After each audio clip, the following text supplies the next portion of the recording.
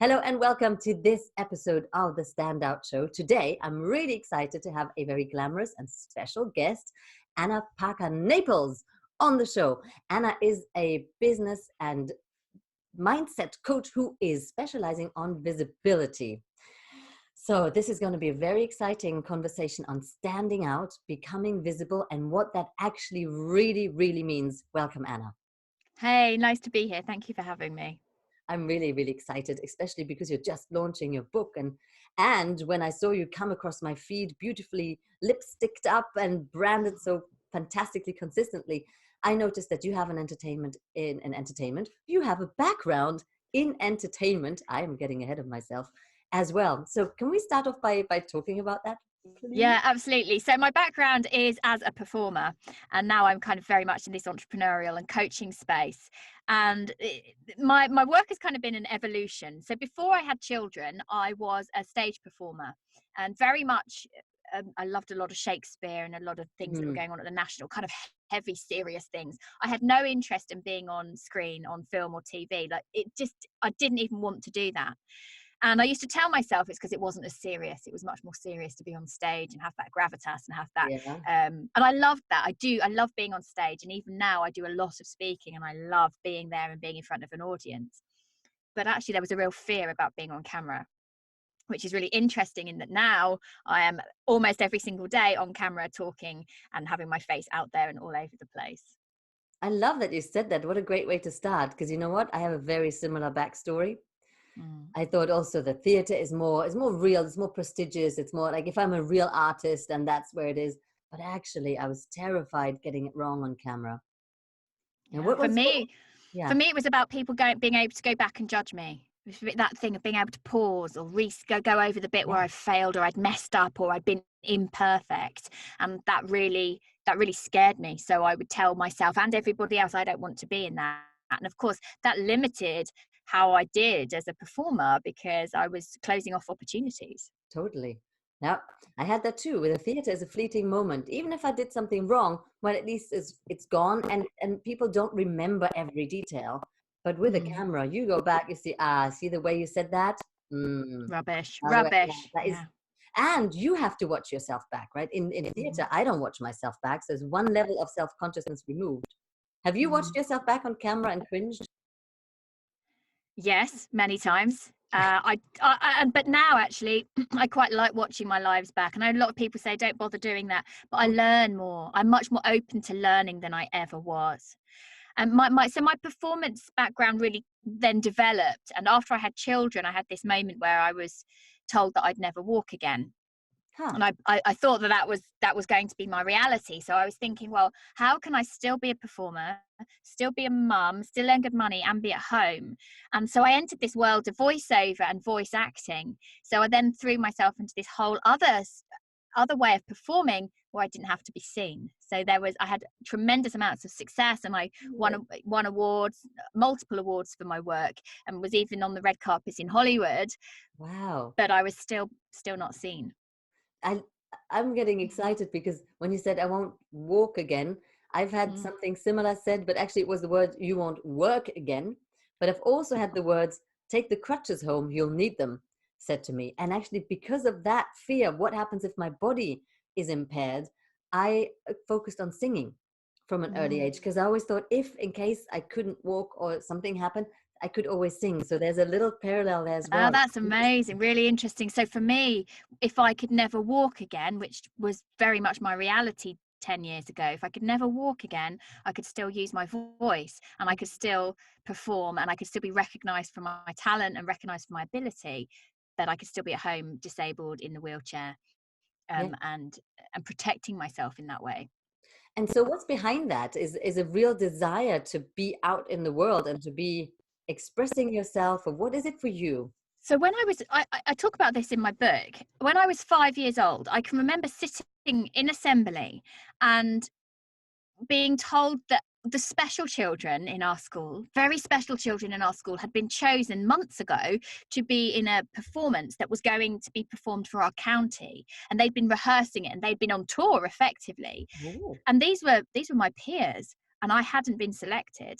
And there was only there was maybe 3 children in my year group And I can remember sitting there thinking, I can do that.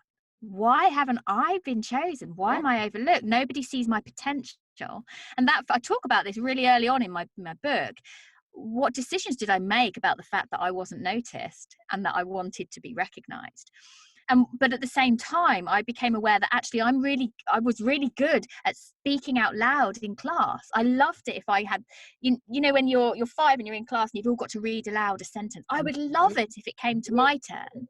But at the same time, I'd be a little bit embarrassed by the fact that I love it and nobody else does. Yep. So that kind of push and pull.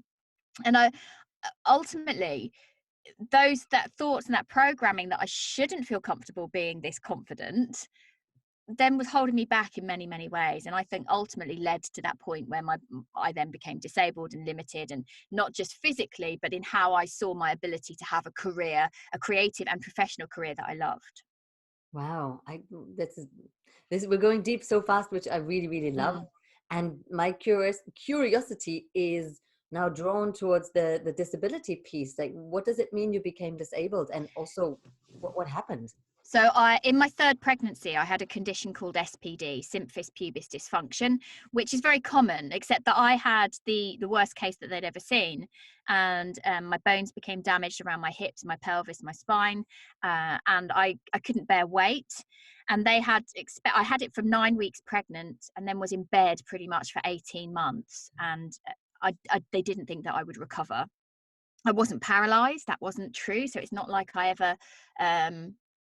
anatomically, it wasn't true that I might never recover, but the doctors hadn't expected me to be back on my feet. And they kind of one doctor made this joke, don't ever expect to be wearing heels. Ha ha ha. Oh, So years... how funny. I mean, how funny. But years later, there I am standing on the red carpets in LA, wearing the most incredible pair of heels, realizing that in terms of show business, Hollywood is it. And yes, I might well have been doing voice work, but I was socializing and networking with people at the absolute top of a very public industry. And I realized that if I can do this, and I could be wearing heels, and I'm recovered, and I've got this level of success, this level of recognition, actually anyone can do it. And that's what I'm much more interested about teaching people to do than me continuing to do it for myself. And is it an either or situation? For me, I felt very strongly that I'd done what I needed to do in terms of the voice work. I didn't have a desire to get back on stage in terms of speaking someone else's words. I had this moment where I realized it's time for me to get on camera as me, speaking what I think and what I believe. It's time for me to get behind the microphone, saying my words and what I believe. And that maybe the time will come where I do want to get back on stage, but actually I'd rather be on stage. I'd rather be an international speaker where people are coming to listen to what I have to say that will impact their life, rather than me telling someone else's stories that someone else has written. Yes, that also sounds incredibly familiar. I love it. Yeah. It's fantastic. Okay, so you're helping people become visible. Let's talk about that. What does it mean to really become visible? Because, the first thing that comes to mind is, oh, we're just putting lipstick on and just do Facebook Lives like every day, be consistent and just talk and just be there, be out there. Share your message. And personally, I'm cringing at this, and I'm tired of it, and I can't stand this blasting out of, I'm just making myself visible. What are you talking about when you mean become For me, visible? it's about going back to, what are your blocks about putting yourself out there? What are your blocks about connecting with the right people in your industry? What are your blocks around what you think you deserve in your industry?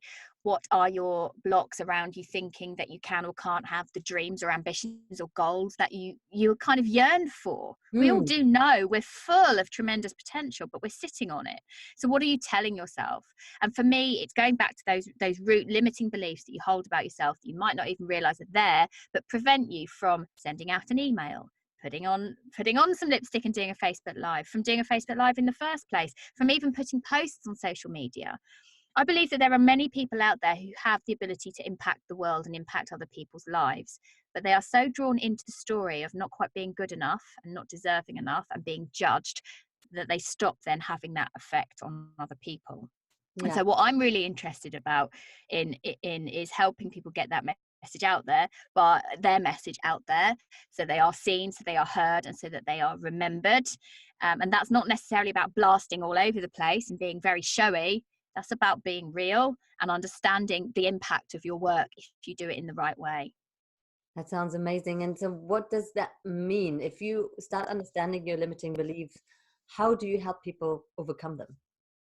So I work quite closely with NLP, neuro linguistic programming, but I look at this visibility piece. What is your fear about showing up on camera? What is your fear about going to an event that with industry leaders? What is your fear about being in a room with them? And so very quickly, we'll get all sorts of things like I'm not good enough, I don't belong, I don't know enough, I'm an imposter, I'm a fraud. I'll give If you I mine, and go then on, what's it'll be yours? super real. Mine would be if I'm in a, let's say I want to get more into corporates, and let's say I go to the board of directors and I present myself.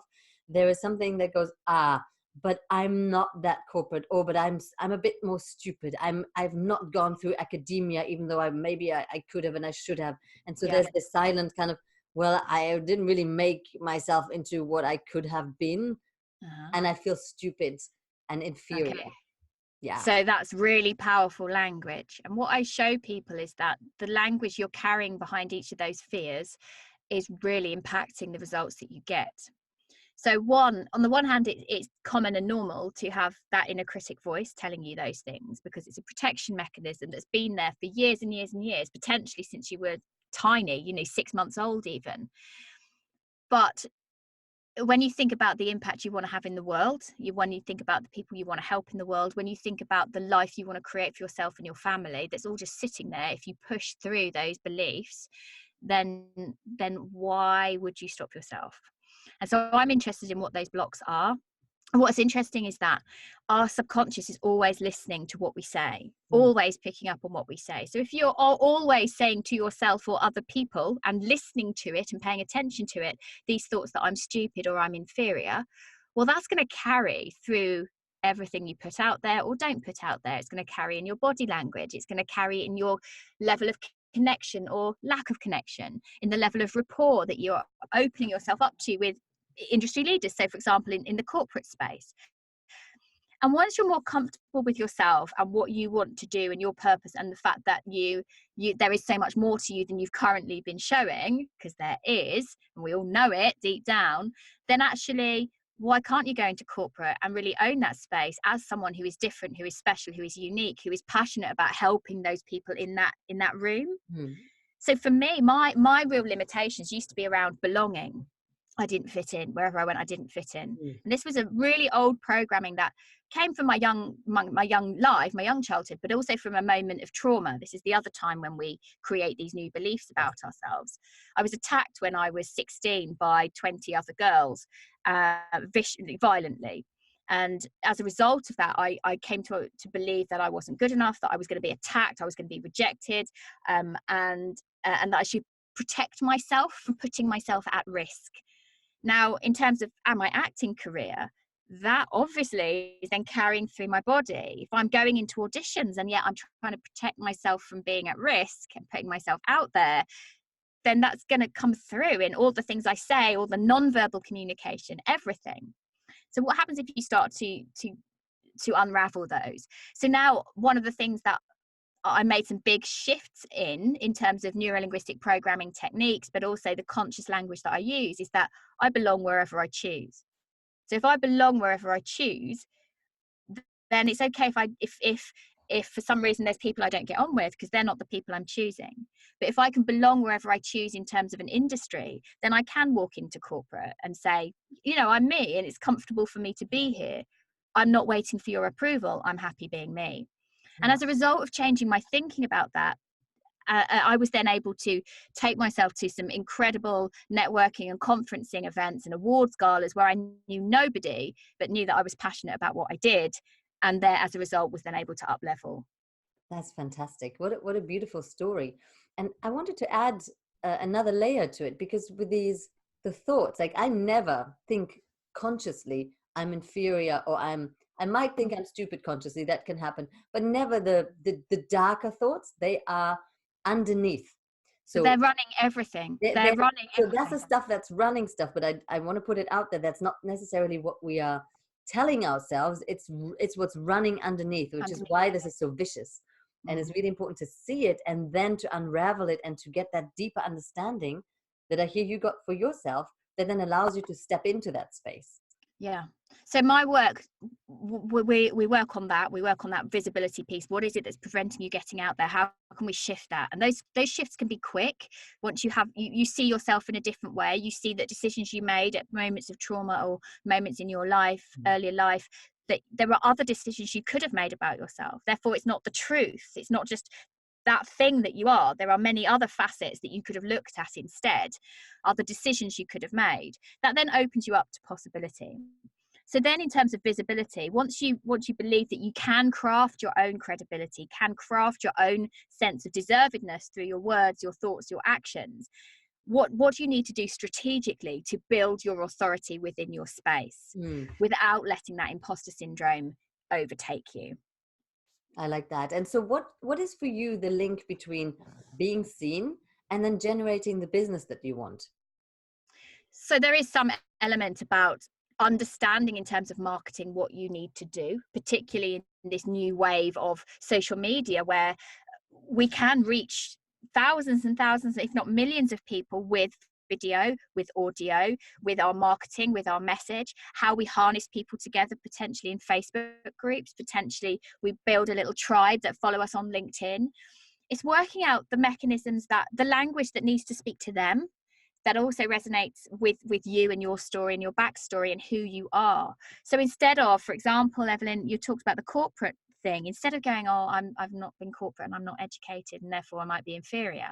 Well, what happens if you look at the other story, where actually you bring a whole wealth of knowledge, of confidence knowledge, of performance knowledge, of your entire backstory, our entire catalogue of story makes you the person to teach the thing in that particular room. It's a really different energy. Exactly, yeah. And if you start to work and work that story out for yourself, but it's not a story, it's real, it's just a different version of the truth that you've not looked at before. But two, you then sharing that on social media, you're connecting with the right people, you're strategic about where you want to be in your industry, you're strategic about who you want to have as your peers, as the people you connect with.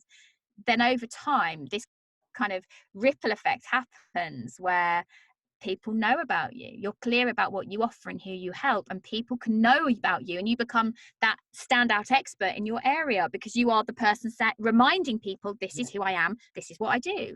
Yeah, and it's fascinating how our minds work, like that my mind would compare itself with the mind of the CEO. I'm not trying to be the CEO. I'm trying to help him express himself as a human being, which is what I'm an expert at, not him. Yes, So yes. but it's fascinating how still we do jump, and I hope I'm not the only one, but we jump and make conclusions and compare ourselves with the wrong things. And it's fascinating when we pull that apart, right? So I think about it in terms of an old set of filing cabinets that we've had experiences in our younger years, and those are now running the program. They're habitual. We do things in a particular way. We see the world in a particular way because we've been running those programs. And I like to think we have these old filing cabinets. For some reason, they're these vintage things. They're with all the runners hanging off and there's papers stuffed and it's overflowing. And that is essentially what our minds look like until we start to do some of this mindset work. And the mindset work and the NLP work is about saying, okay, what are my blocks? What is it tied to? What language am I using about myself? And what do those particular words and phrases really mean? What else are they attached to in this messy filing cabinet?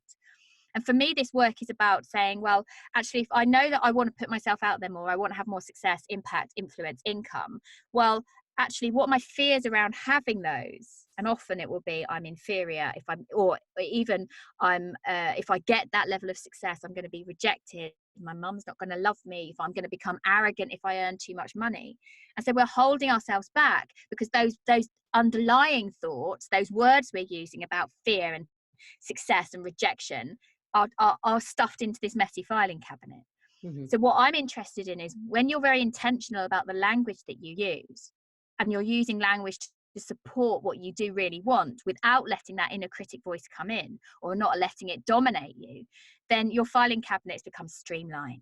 They're maybe color coded and you've got rid of loads of papers and you've shredded it, and it's all that rubbish that you're saying about yourself that you've had for maybe 30, 40 years, you've got rid of. Because you understand actually that all the things that are holding you back were just a choice. But so often we don't see the choice because we're so locked in our patterns. Yeah, that makes sense.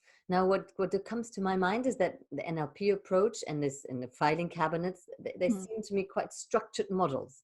I like to talk in the terms of masculine and Mhm. feminine, even though it's not about the gender. But where's for you the side where our creative nature, where the chaos, the flow, the unpredictable, the stuff that we don't understand comes in?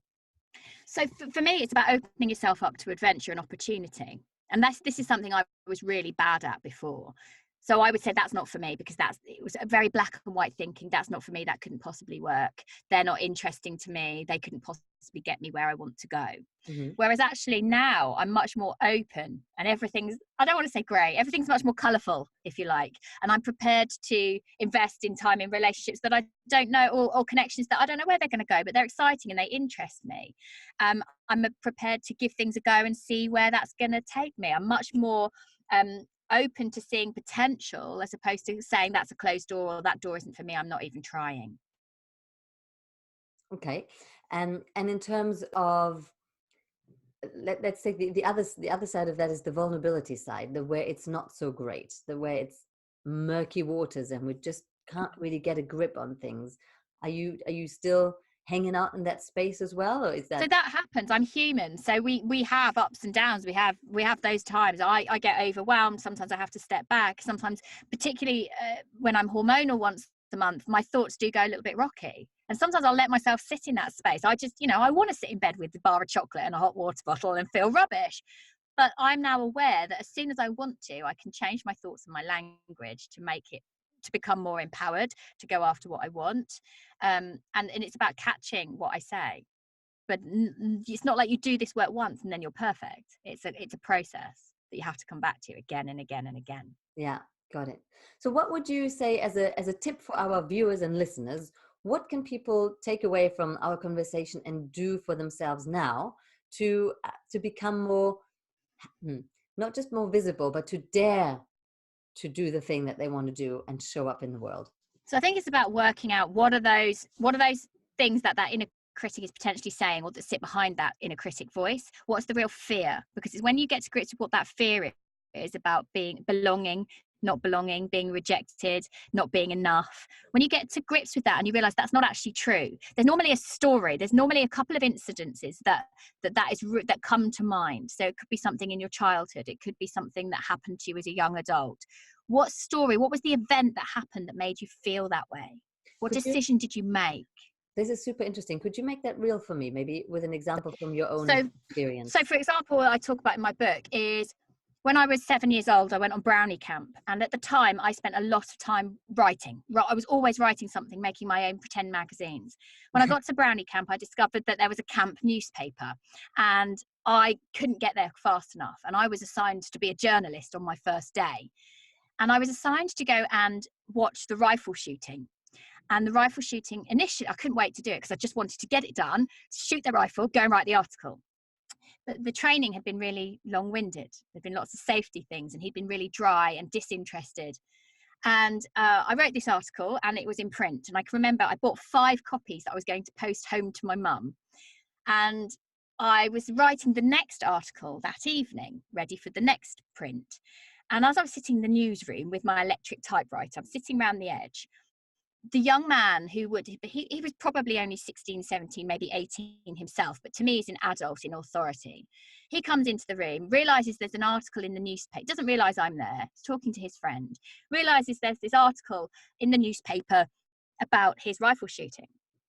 But of course, the first thing I've written is that it was boring, because it was. So he then, not knowing that I'd written it, says this person should never be allowed to write. How dare they say that? It's safety instructions. How ignorant are they? Their opinions shouldn't be shared. And on and on and on he went. So as that 7-year-old child writing the next Oh, day, you were I've got newspapers seven. to send home to my mother. What did I do? I shrank. I just I can even now, just talking about it, feel my face, just that red creeping embarrassment Yeah. and shame crawling up my face. And I didn't take the newspapers. I sat there until he had left. And then I said I felt sick, and I went home, and I think I left the camp early saying that I was ill, and I stopped writing. And my belief at that point was, I can't write, I'm not good enough. because it had been so traumatic for me. As an adult, when I investigated decisions like this, why am I saying I can't write? What is this about? And actually, I was very good at school. So I even did English literature A level. So when I got good praise for creative writing, I couldn't take it. That's rubbish. I discounted it. It's imposter syndrome. I discounted the praise. It must be rubbish because I'm rubbish. But as an adult, as I became aware of this mindset work and what this meant, I realized I'd made a decision in that room that I wasn't a writer and that I should be ashamed to be creative and ashamed to speak up. Okay, so ashamed to speak up and ashamed to share my opinion. Somebody else could have made the decision at age 7 to stand up and say, actually, that's unfair. You're not being kind. Someone else, another version of me, could have seen, actually, I've just criticized him and he's wounded. This isn't about me. Another version of me could have used that as fuel to say, you know what, I can write and I'm going to be a published author at age 8. Because why you could do that. Like that was also a choice I could have made. So to revisit this incident and think, what did I decide? What did I do as a result? And what were my other options that weren't options right there because I was hurting and I was ashamed? But what are the other possibles? There were always other options you could have taken for any other reason, but for any other event. But so at that point, I decided I wasn't a writer. And it took me about another 30 years. I was on a flight back from New York and I was chatting to someone and I was saying, chatting to a lady who happened to be a business coach. And I was saying, well, I'm not a writer. And she said, you've just told me that you write a blog. And I said, that's different. That's about business. And she said, but that's creative writing. And I kept saying, I'm not a writer. She said, well, what's this about? And it was this very vivid memory of shame. It was the color of that redness, that heat rising up my face. And we've all had moments like that. We've all had moments where someone's told us we're too loud, we're too much, we shouldn't speak up, or we've said the wrong thing, or our creativity isn't enough, or it's been disregarded or denigrated in some way. And that's an expression of who we are. So we make beliefs about who we are based on other people's reactions to us. And what if we unravel that? And that's what fascinates me. Fabulous. That's something that people can start playing with at home, in the comfort of your own homes, to go back to a story, a decision that you've made about yourself, and go, where does it come from, and what other decisions could be made now? Because you can change your decisions at any time. But it's recognizing what that that core belief has come from. Where is it? And it doesn't have to be a core belief anymore. And I take people through all of this in my book, Get Visible. There's lots of exercises. It's a business and mindset book, but it's very practical. I want you to have these moments where you realize, oh my goodness, I've been thinking this for so long. Someone wrote to me yesterday to say she'd realized as a result of reading a couple of chapters of the book that her mother had always wanted her to be quiet. And actually, she's a very naturally flamboyant character. But she'd hidden that. And she had believed for a long time that this was the reason that she was problematic wherever she went. And in her corporate life, she was problematic. So what happens if you believe that about yourself? Yeah. And it's not true. So fascinating. I could talk about this for absolutely hours, but we won't. So very clear, we all need to get the book, which I think a book is the most generous offering you can make to people. I love books because you've been sitting there for months or maybe even years bringing all this information together, so I can have this and conveniently digest it within a few hours. It's so generous and it costs hardly nothing. So thank you for writing a book. Thank you. It's a real act of visibility, of real courage and vulnerability to get your story out there, because I have had, in order to I guess affect people and show them what I've managed to achieve, I have been very open about some of my limiting beliefs and how I used to see the world. And that's a really vulnerable thing because you don't know who's going to read it. But I make that choice that that's how I want to impact the world. That's how I want to show up. I love that. I really, really like and resonate with that. Thank you so much, Anna. It's been a great pleasure to have you here on the show. For everyone else, please send us your comments about how you found this and if you found this useful. And of course, get the book. We'll put a link about where to get it and what it's called, of course, below. Have a wonderful day and good luck with the rest of the launch, Anna. Thank you so much. Thanks for having me. Thank you so much. Remember, everyone, it is a wonderful time to be seen on screen.